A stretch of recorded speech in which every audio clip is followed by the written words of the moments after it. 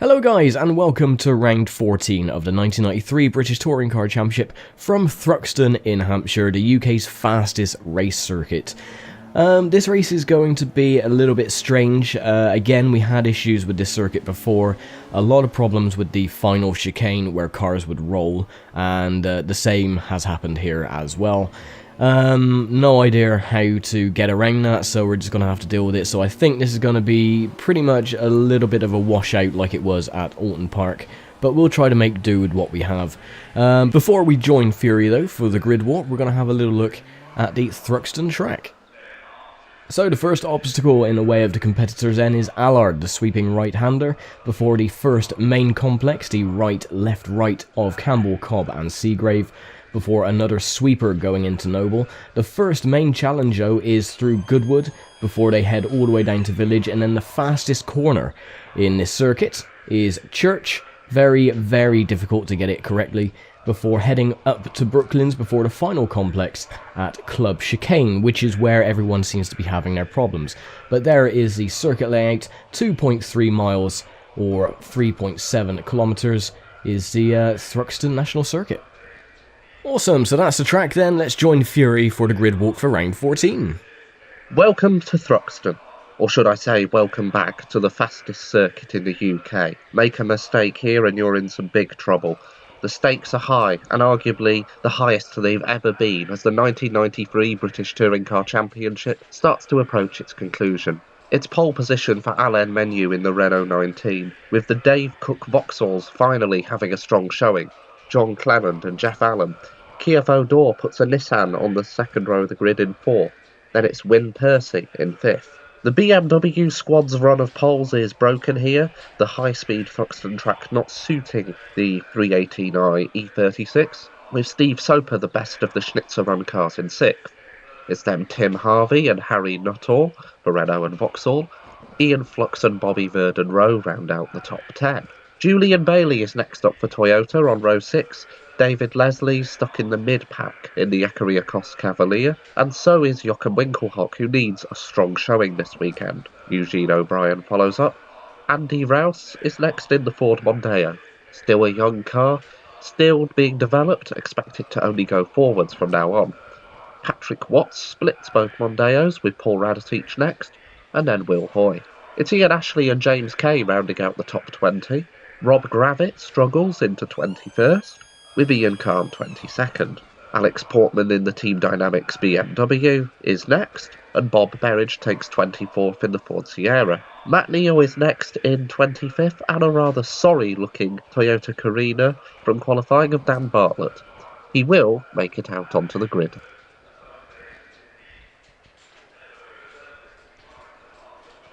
Awesome, thank you Furi for the grid walk for round 14. So here we are on the grid, getting ready to go. And a few upsets, as you can see from the Schnitzer BMW team. They're one of the main problems when it comes to the final chicane. The Vauxhalls as well, so I'm going to predict there's going to be quite a few retirements on this race. And hopefully I'm not one of them. But yeah, unfortunately, we've always had issues with this track in the past, especially with Race 07, and this game is no exception. We've still had issues here as well. Hopefully in the future there'll be a revised version of Thruxton, but for now we're going to have to put up and bear with it, unfortunately. There's nothing that anyone can do about it. Furi's had a look, Furi's tried his hardest, and other people as well, and yeah, the same problem persists every single time. Anyway, let us get ready then for round 14 of the 1993 British Touring Car Championship from Thruxton, and we are underway. A good start again by Bob Berridge, with Matt Neal going up the outside trying to. 20 laps around this circuit, and again the car's a bit unsettled on the cold tyres, so we head through Allards for the first time. Oh, just squeezing up the inside. Take this complex in third gear usually.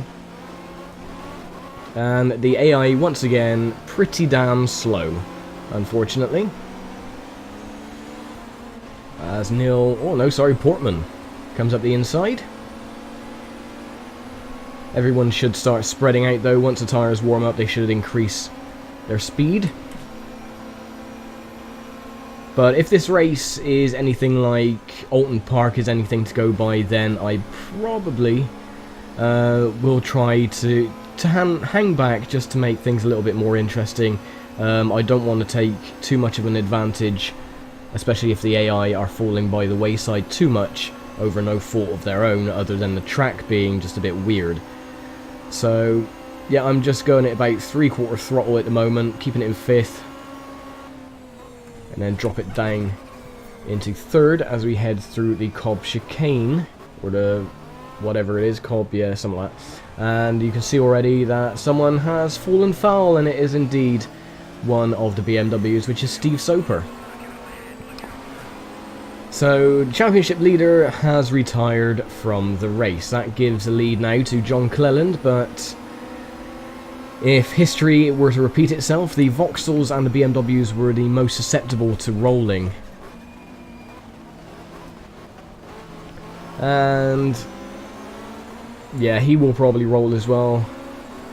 And so will probably Joachim Winkelhock. So as we go a bit wide on the grass, looking at the timing screen instead of what's going on in front of me, but oh well, not to worry. So this should make things interesting in the championship anyway, if Steve Soper were not to finish this race, which it doesn't look like he's going to, and Winkelhock was to continue if he doesn't roll. Then the championship will go down to the final 3 rounds of the championship. I can't believe that this season is almost over already. Only 3 more races to go after this one, a double header at Donington, and then we have the finale at Silverstone National. So yeah, all to play for still. I'm leading comfortably in the Independence Championship. So that is all well and good, and yeah, you can see someone else. No, actually no one else went off there. Still Soper though, in the middle of the circuit, getting in people's way. So again, like I said, because of this, I'm not actually going to be racing for positions, so to speak. I'm just going to hang back, just go at a nice leisurely pace for 20 laps, and just see what happens. Because I would like a nice title fight as well with Ian Can. Even though I'm in front of him at the moment, and he is actually technically last. So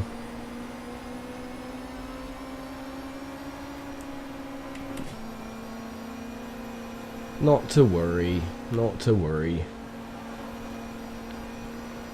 I think Soper though is having the same issue as Winkelhock did at Brands Hatch, where his car isn't being retired yet. I think he's still moving across the circuit.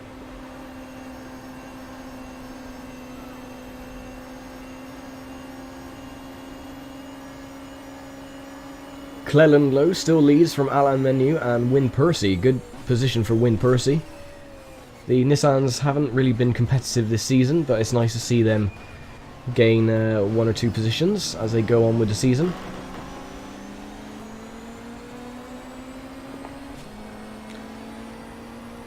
I believe Bob Berridge and Ian Can had a coming together as well. Ooh. Finally Steve Soper has been retired. Good, so that means that everyone will go through the chicane flat out speed, and there will be more rolls, which is awesome. More rolls than a Cadbury Swiss roll maker, but there you go.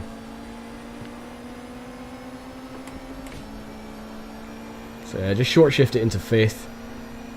Through this section, I always keep it in 5th gear. Especially going around church. I only ever go into 6th gear as soon as I come out of the church corner. Because I tend to get, the way my car is set up anyway, with longer gears, because you need long gears on this circuit. So as soon as I get past the rumble strip on the left hand side, I usually change up. Of course the revs weren't that great because I did slide it a bit wide. And the car spun off the circuit up ahead, and it would be Joachim Winkelhock. Or Joachim. No, actually, I was correct. It was, in fact, John Cleland. in the Vauxhall. So now that gives the lead to Alain Menu, with his teammate Tim Harvey in second, Win Percy still in third place. He hasn't actually gained from any of that. But it is a Renault 1-2 at the moment, the same as they had at Donington at the start of the year during the Grand Prix weekend that Ayrton Senna won. It was a 1-2 for Renault, because they did handle really well in atrocious conditions, and that was pretty much it. They sucked throughout the rest of the season. So there we go, 2 retirements so far after 5 laps. John Cleland and Steve Soper. Cleland really wasn't in the championship fight though, so yeah, not too much of an issue. The title fight really though is between Winkelhock and Soper. Winkelhock did win in 1993 the British Touring Car Championship, but at the moment Steve Soper has quite a comfortable lead. But again though, if Winkelhock can actually not roll, he could gain a nice fistful of points to catch up with Soper to really take it down to the wire.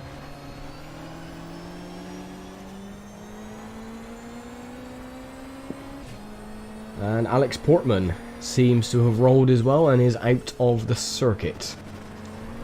As I'm looking at the track map again, not paying attention to what is going on in front, so that means we have 3 retirements now after 6 laps.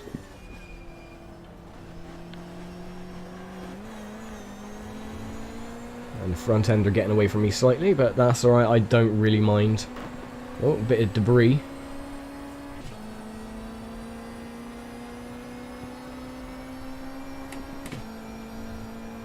Oh no, Portman is still going. He just had a bit of a spin. So that's good. Up into 20th position. And we still have Ian Ashley in front, which is one of the other independents. The other independents are all behind me though. You got Neil, Can, Portman and Berridge.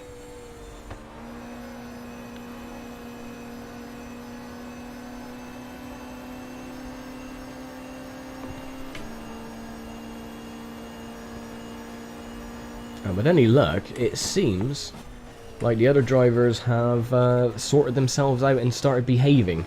It's that rumble strip there. It is so steep that the AI just doesn't know what to do when they go over it. They go around the left-hander and they carry on steering left because they're on 2 wheels, and it just flips their car completely.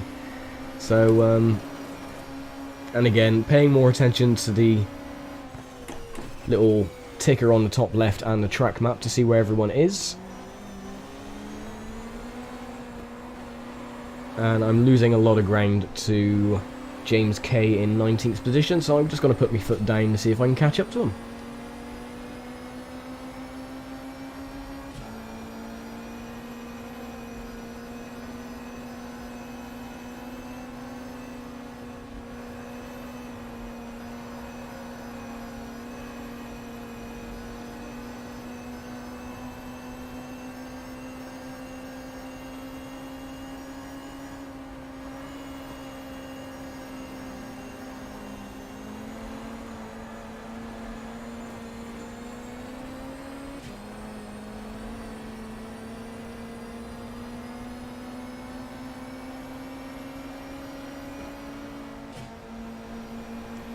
Come on, Berridge. Move out the way, Sunny Jim. Oh, no, he's just gonna lose it. Going through Goodwood.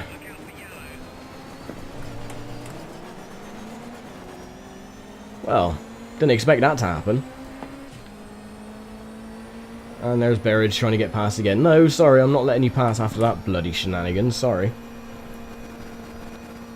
I don't think it's done much damage though to the car. It's not like we're gonna gain much in the way of speed anyway.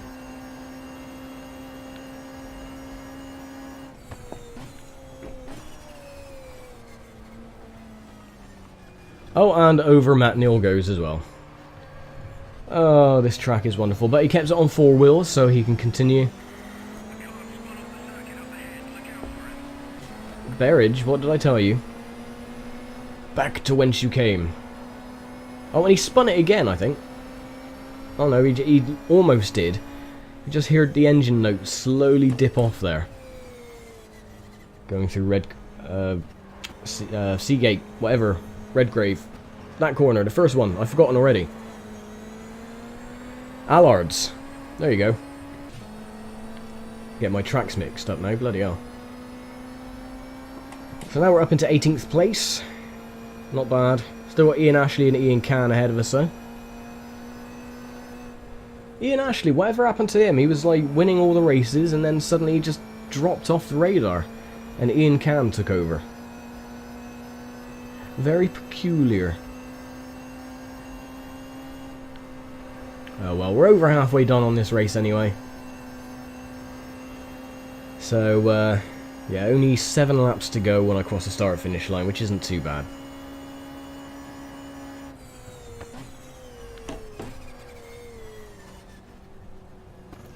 And again, I will stress I am not pushing for a win or anything like that. I am literally just coasting around the corners. I am just taking it at a leisurely pace. Because there's not really much point in fighting for wins or anything like that when the track is bugged and the AI are even struggling to get around it in one piece. So again, just very short shifting, just coasting.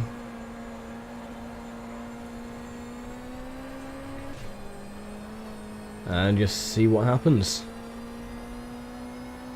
But top 3 though. At the moment, Alamenu, Tim Harvey and Keith O'Dore now has taken over 3rd spot. Wyn Percy drops down into 6th position.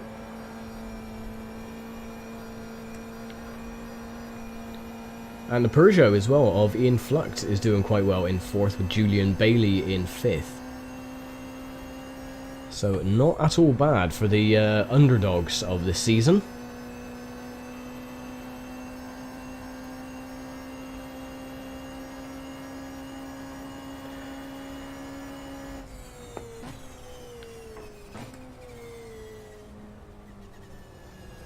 Although, unfortunately, Winklehawk is not going to score any points this race because he is already a lap down. And he's in 22nd position. Points only go down to 10th.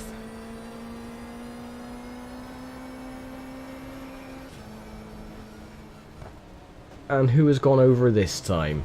It is... Is that Winklehawk again? Bloody Winklehawk! Come on, man, you can do better than this.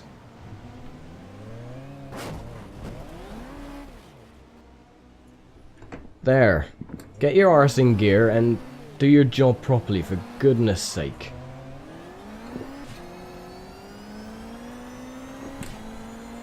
Yeah, we've lost spots to the other independents, but I don't really care. And we got the leaders coming up as well. So we got Tim Harvey has now taken over the lead from Alain Menu, so good for him. The defending champion. Unfortunately, I think he made a very bad move when he moved from BMW to Renault. Unfortunately, he should have stayed with the Beamer teams. He could have been Winklehawk's or Soper's partner in crime and he could have actually got himself another championship, but no.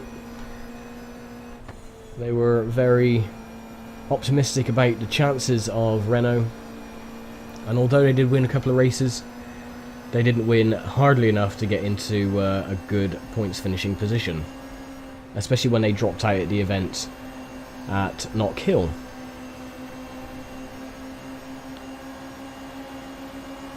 Okay, Winklehawk, you're going to be on your own from now on. I can't believe I'm actually racing a BMW and I was actually gaining on him, but is he going to roll? If he does this time, I ain't going to worry about it. Nope. But, oh, both the Dynamics BMWs are off, though. It looks like it's another case of teammates taking each other out. So that would be Matt Neal and Alex Portman.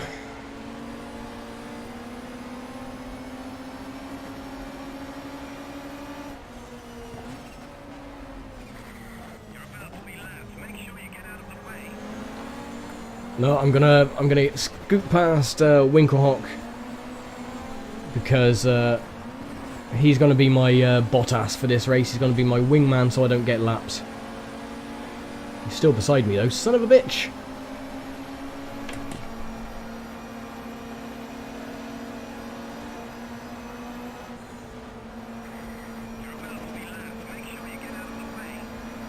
Yeah, I'll get out of the way in a minute. Shush. Oh, Keith O'Dore has got past the Renaults and is now leading.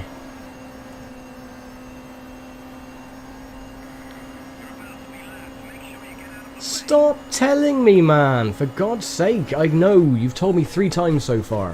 Whoa, okay, so Keith O'Dore, instead of going past, decides to ram me instead. Thank you, Jim Bob, Sonny Jim. There you go, have a bit back.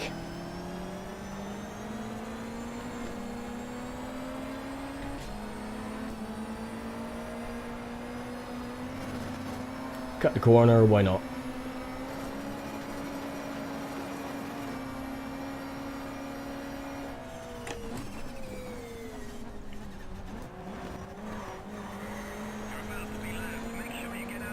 Shut up.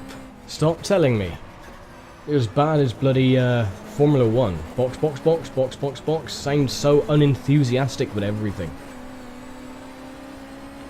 Oh, I got these dweebs coming up the inside or outside. I'm just gonna let him pass. You're about to be lapped. Move out of the way. Yeah, whatever.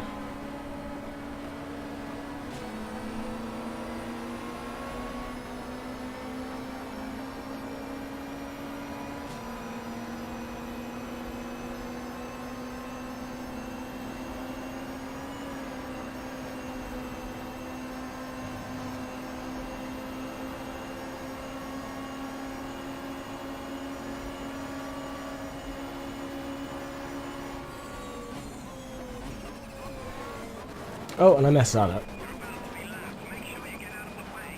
Shut up, man. Oh, and Winklehawk's done it again. Oh, okay. I don't care anymore. I'm in 18th place anyway. It wasn't up ahead, it was behind me.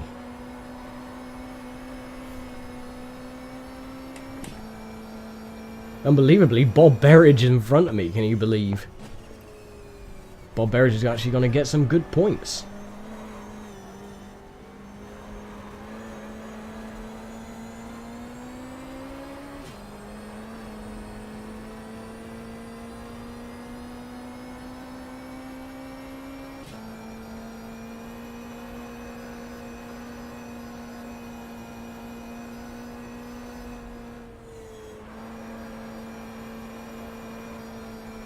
Portman and Winklehawk are still on their lids, so hopefully they'll be removed before the end of the race. Actually, for me, this is the last lap because I've already been lapped.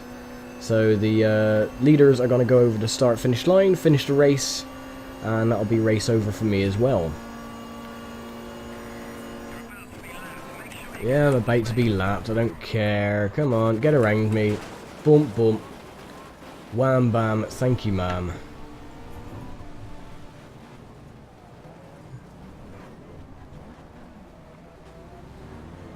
Get on with it, there you go.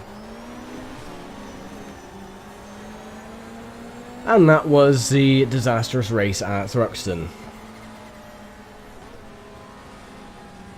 And James Kay actually retired at the end there as well. He went off the circuit. Yeah, that was a race. If you can call it a race. A bit of a farce, really. And again, I don't mind. I certainly don't mind not scoring many points. Because I didn't want to get an advantage over everyone else when they couldn't actually get through. Unbelievably though, Jeff Allen actually managed to keep it on the circuit. Although he did finish in 15th place out of the points. So, yeah. So, anyway, let's get on with the race results. We were due to have Jerry Nicosia do the race results and point standings this week. He is a Ginetta Junior and Ginetta GT5 race winner, as well as a Ford Fiesta Junior champion and a multiple kart champion as well.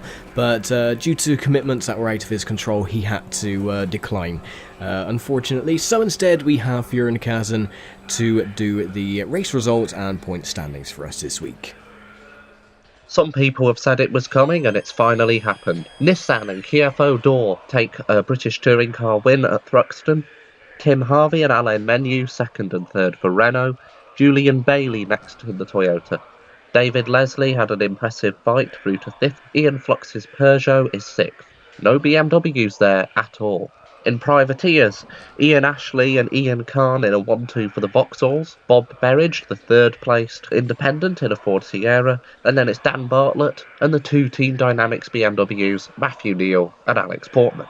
So how does this leave the points? Steve Soper has a 23-point lead over Jochen Winkelhock and is edging towards the 1993 title. Menu, Leslie, Harvey are all in a very, very close scrap for the 3rd place. Kia Four's win puts him into 6th on 57. And what about privateer points? Dan Bartlett on 132 points with 7 points over Ian Khan, with Ian Ashley not out of reach either. Afterwards, it's the Dynamics cars, Portman and Neal. Ray Baum did not race at Thruxton. It's finally poised for the back end of the season. See you there. And there we go then, another race weekend has come to a close. Thank you very much Furi for the grid walk and the points this week, and thank you also to Dan Lee for the wonderful track graphic at the very beginning of the video. Now, this race was due to go up last week, but because of delays and stuff, it had to be put back again. It seems to be the main topic of this championship so far, and with that, I've had to put back the other races back another week. So the 2 races at Donington will now happen on November the 3rd and 4th, and the final round at Silverstone is going to be November 18th, and then we have the TOCA shootout on November 25th. So we'll leave it here for now. Thank you very much for watching as always, and we'll see you on November 3rd and 4th for rounds 15 and 16 of the 1993 British Touring Car Championship from Donington Park. Thanks a lot and take care.